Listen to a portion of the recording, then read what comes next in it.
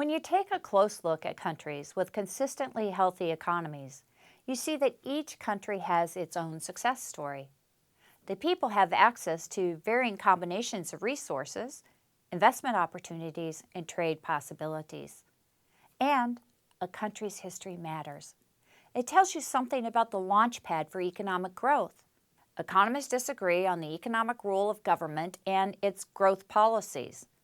Different economists have different views on the short, medium, and long-run factors that fuel economic growth. However, all unite and agree that persistent economic growth and prosperity only happens when the majority of individuals living in households and operating businesses in a country pursue wealth-creating activities and avoid wasting resources.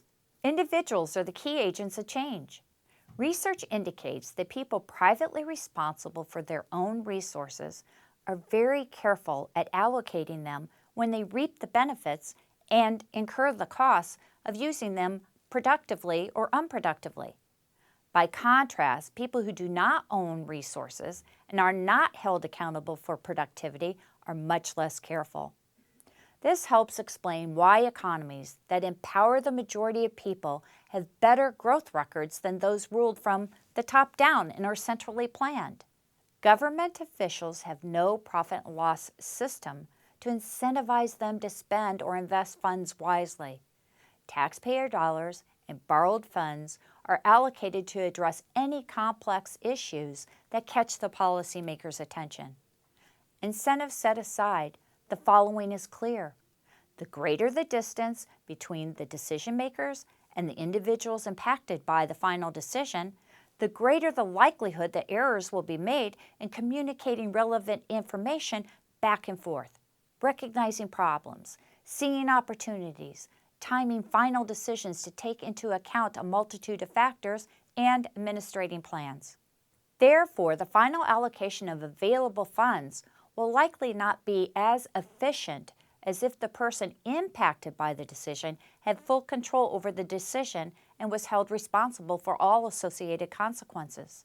The modern world is peppered with examples of how government intervention, especially through command and control economic systems, failed to bring success to households and businesses. Likewise, there is ample evidence that when individuals are in possession of their private rights and can use them to systematically and responsibly deal with uncertainty, locally solve problems, and discover ways to fill jobs and improve their businesses, they will find ways to make their lives better and at the same time help lift others out of extreme poverty.